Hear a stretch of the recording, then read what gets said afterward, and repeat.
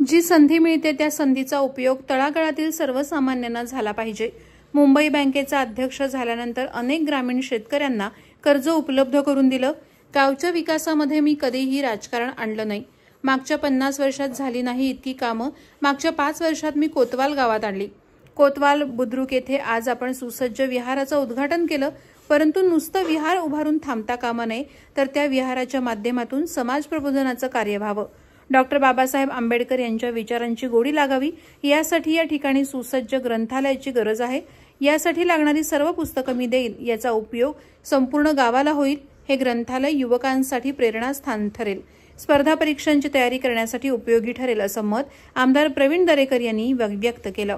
कोतवाल बुद्रुक येथे प्रबुद्ध सांस्कृतिक संस्था यांच्या विद्यमानं भव्य बुद्ध विहार उद्घाटन सोहळा कोतवाल गावचे भूमिपुत्र आमदार प्रवीण दरेकर यांच्या हस्ते पार पडलं।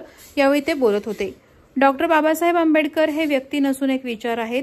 डॉक्टर बाबासाहेब आंबेडकरांनी दिलेल्या संविधानावर आपला भारत देश चालतो। पंतप्रधान नरेंद्र मोदींनी संविधानाचा सन्मान केलाय। संविधान दिन साजरा करण्याचे महायुती सरकारनं निश्चित केलंय, याचा देखील आवर्जून उल्लेख या प्रसंगी केला। बुद्ध विहाराच्या उद्घाटन सोहळ्यास पोलादपूर तालुक्यातील सामाजिक क्षेत्रातील मान्यवरांनी मोठ्या संख्येने उपस्थिती लावली।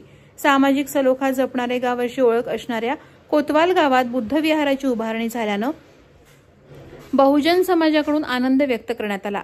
कोतवाल ग्रामस्थ, प्रबुद्ध सांस्कृतिक संस्था, स्थानिक आणि मुंबई यांनी आमदार प्रवीण दरेकरांचे आभार मानले। कार्यक्रमास बौद्ध धर्माचे प्रसारक बुटे सर, माजी जिल्हा परिषद सदस्य मुरलीधर दरेकर, सरपंच रेखा दळवी, उपसरपंच राजेश कदम, कृष्णकांत दरेकर, महामंत्री मागाडणे, काळकाई सेवा संस्था अध्यक्ष राजेश सकपा, निवृत्त तहसीलदार नामदेव शिंदे, अविनाश शिंदे, समाजसेवक यशवंत मोरे, तुकाराम जाधव, अध्यक्ष प्रबुद्ध सामाजिक संस्था, नायक मराठा समाज अध्यक्ष अनंत पार्टे, तुळशीराम शिर्के आदी मान्यवर मोठ्या संख्येने उपस्थित होते।